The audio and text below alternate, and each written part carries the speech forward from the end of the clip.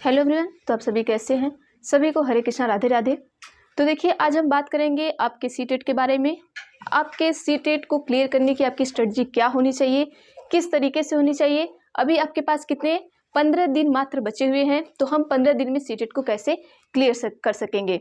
ठीक है, तो हम एक पॉइंट पर, हर पॉइंट पर धीरे धीरे आपको बात करते रहेंगे कि देखिए हम किस तरीके से पॉइंट टू पॉइंट सीटेट को क्लियर कर सकते हैं। देखिए, यहाँ पर सबसे पहले हम बात करेंगे आपके सब्जेक्ट की। आपका सब्जेक्ट क्या होना चाहिए, तो चलिए यहाँ पर हम देखते हैं। और सबसे पहले हम आपको ये बता देना चाहते हैं, यहाँ पर देखिए आपके दो तरीके के स्टूडेंट होते हैं। एक स्टूडेंट वो होते हैं जिन्होंने एक बार सीटेट दे चुका है और वो क्वालिफाई नहीं कर पाए हैं, और दूसरे वे स्टूडेंट होते हैं और जिन्होंने अभी एक बार भी एग्ज़ाम नहीं दिया है, दूसरे वे स्टूडेंट होते हैं।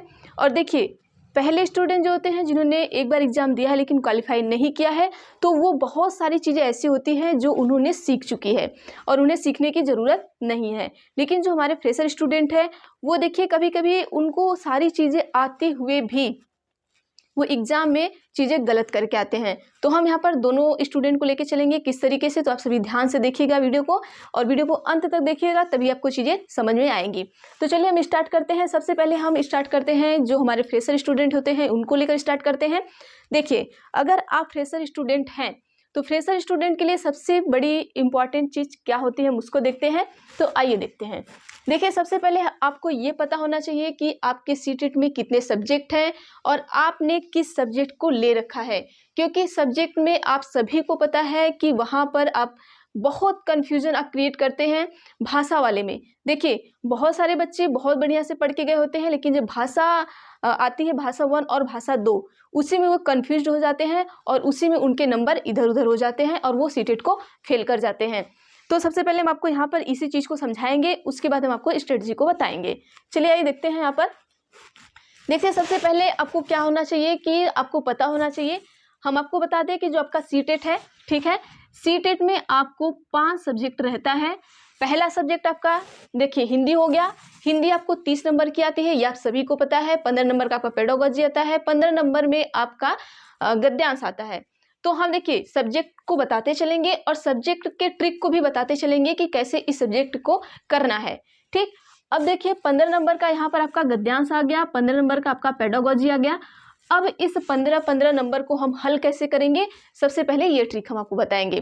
देखिए, यहाँ पर करना क्या है, 15 नंबर का पेडागोजी में अब सबसे ज़्यादा क्या करेंगे, प्रैक्टिस सेट करेंगे। ठीक है, प्रैक्टिस सेट करेंगे। प्रैक्टिस सेट में आप सबसे पहले निगेटिव और पॉजिटिव वर्ड को देखेंगे। और यहाँ हम आपको बता देना चाहते हैं कि जैसे अगर आप क्वेश्चन को पढ़ रहे हैं, ठीक है, क्वेश्चन को पढ़ रहे हैं, तो क्वेश्चन में आप 2 चीज़ें देखेंगे। एक नेगेटिव क्वेश्चन आपका होता है और दूसरा क्वेश्चन क्या होता है, पॉजिटिव होता है। अगर आपने ये क्वेश्चन को ध्यान देना स्टार्ट कर दिया तो समझ जाइए कि आप 30% यहीं पर चीज़ों को क्लियर कर लेंगे। ठीक, अब क्वेश्चन निगेटिव और पॉजिटिव कैसे होता है। क्वेश्चन आपके 2 तरीके पूछे जाते हैं पेडागोजी में। एक तो क्वेश्चन निगेटिव पूछा जाता है और दूसरा क्वेश्चन आपका पॉजिटिव पूछा जाता है। अब देखिए, जो निगेटिव क्वेश्चन होता है उसमें हमेशा देखेंगे आपको नहीं वर्ड जुड़ा रहता है, लास्ट में देखेंगे नहीं जुड़ा रहता है। और कभी कभी हम क्या करते हैं, इसी नहीं को नहीं पढ़ते हैं और इसी पर हम क्या करते हैं, क्वेश्चन को गलत कर जाते हैं। अब देखिए, जो नहीं जुड़ा होता है उसमें ऑप्शन कैसा होता है, हम उसको भी ध्यान देने को आपको बताएंगे। इसके पहले हमने एक वीडियो बनाई है, वहाँ पे आप जाकर देख लीजिएगा। वो हमने प्रॉपर हमने क्वेश्चन को लिया है और हमने आपके ऑप्शन को भी लिया है। हमने इस तरीके से निगेटिव पॉजिटिव वर्ड भी वहाँ पे आपको इंक्लूड किया है। वो वीडियो आप देख सकते हैं, वहाँ पे वो चीज़ें आपको मिल जाएगी। यहाँ पर भी हम आपको बता देना चाहते हैं।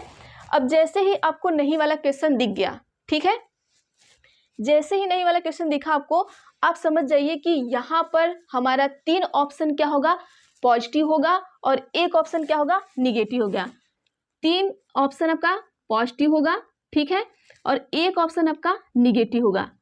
अब यहाँ पर ट्रिक क्या लगाना है आपको कि जैसे ही हम यहाँ पर देखते हैं कि जो हमारा निगेटिव क्वेश्चन अगर निगेटिव है तो हमारा उत्तर भी हमेशा निगेटिव ही आएगा। ठीक है, क्वेश्चन अगर हमारा निगेटिव है तो उत्तर भी हमारा हमेशा निगेटिव ही आएगा। तो ये पेडागोजी में आप ध्यान रखिएगा। ठीक है, अब देखिए यहाँ पर कैसे आएगा, जैसे देख लीजिए, अगर पूछ दिया कुछ भी क्वेश्चन में नहीं पूछ दिया तो आप देखेंगे कि 3 क्वेश्चन एकदम पॉजिटिव रहेगा और लास्ट वाला या जो भी कोई क्वेश्चन उसमें से एक होगा, उसमें से देखिए कहीं केवल आ जाएगा, मतलब निगेटिव वर्ड आ जाएगा आपका कहीं केवल आ जाएगा, कहीं से ही आ जाएगा, कहीं भी आ जाएगा, कहीं कुछ और आ जाएगा, कहीं पर मतलब कि जो हमने आपको निगेटिव और पॉजिटिव वर्ड बताए हैं उनमें से कोई भी एक आपका निगेटिव वर्ड आएगा, उसको ध्यान रखिएगा, ठीक है। तो अब यहाँ पर ये चीज़ें आपकी क्लियर हो गई, इससे आप आसानी से क्वेश्चन कर सकते हैं। अगर आपको कुछ भी नहीं आ रहा है, बस ये ट्रिक अपनाइए, आप पेडागोजी में आराम से चीज़ें कर लेंगे। अब दूसरा हम देखते हैं पॉजिटिव क्वेश्चन देखते हैं, ठीक है। दूसरा क्वेश्चन कैसा आता है आपका, पॉजिटिव आता है। अब जैसे हम पॉजिटिव क्वेश्चन पर जाते हैं, ठीक है, आप देखेंगे पॉजिटिव क्वेश्चन में आपका, ठीक है, पॉजिटिव क्वेश्चन में आपका जो 3 ऑप्शन होगा, कितने 3 ऑप्शन आपके जो होंगे वो क्या होंगे, निगेटिव होंगे। कितने ऑप्शन, 3 ऑप्शन, ठीक। और इनमें से आपका एक ऑप्शन जो होगा वो पॉजिटिव होगा, एक ऑप्शन आपका पॉजिटिव होगा। अब देखिए यहाँ पर क्या है कि अब 3 ऑप्शन निगेटिव होंगे, एक पॉजिटिव होगा, मतलब कि हो सकता है जैसे हमारा निगेटिव वर्ड केवल हो गया, तो वो 3 ऑप्शन में आपका केवल केवल केवल दिया रहेगा, और लास्ट ऑप्शन में या बीच के ऑप्शन में एक ऑप्शन में आपका वो निगेटिव वर्ड नहीं दिया होगा। तो समझ जाइएगा कि यही आपका आंसर है, ठीक। इतना बातें आपको समझ में आ गई। अब कभी कभी क्या होता है कि जैसे एक ऑप्शन आता है वहाँ पे अतिशीघ्र आता है, ठीक है। तो किसी को ये जो अतिशीघ्र वाला आपका निगेटिव वर्ड है, अतिशीघ्र वाला, ये बहुत से लोगों को नहीं पता होती है। तो जैसे अतिशीघ्र हो गया, और वे जैसे कलन विधि हो गया, ये सारे मैथ में जो आते हैं, तो कुछ चीज़ें हमें नहीं पता होती है, लेकिन आप निगेटिव और पॉजिटिव वर्ड को रट कर जाइएगा, ठीक। तो यहाँ पे अगर हमें नहीं समझ में आ रही है तो अब हम क्या करेंगे। अब समझिए आपको क्वेश्चन कुछ भी नहीं समझ में आ रहा है, क्वेश्चन आपको कुछ भी नहीं समझ में आ रहा है। अब आप सोच रहे हैं हम इसमें से टिक कौन सा लगाएं। अब इसमें ना हमको निगेटिव मिल रहा है ना हमको पॉजिटिव मिल रहा है, मतलब उसमें देखिए रहता तो है निगेटिव पॉजिटिव, लेकिन कभी कभी ऐसा होता है कि आपको समझ में नहीं आता है कि ये निगेटिव बोल रहा है या पॉजिटिव बोल रहा है, क्योंकि सीटेड अपना एक इस तरीके से क्वेश्चन देता है कि आपको उसमें फंसाता है, और वो आपको लगेगा कि 2 ऑप्शन सही है, लेकिन उसमें से एक ही ऑप्शन सही होता है, ठीक है। तो उस टाइम आपको क्या करना है, ठीक है। और देखिए 2 ऑप्शन सही, एक ऑप्शन वाला, उसमें भी बता देते हैं कि उसमें से आपको वो ढूंढना रहता है कि जो ऑप्शन आपका बहुत स्ट्रांग हो, वो वाला ऑप्शन हम लगाएंगे। कभी कभी ऐसा भी क्वेश्चन पूछ देता है जहाँ पे 2 चीज़ें सही होती हैं, जब 2 चीज़ें सही रहेंगी तब आपको वहाँ पर स्ट्रांग वाले ऑप्शन को ज़्यादा चूज करना पड़ेगा।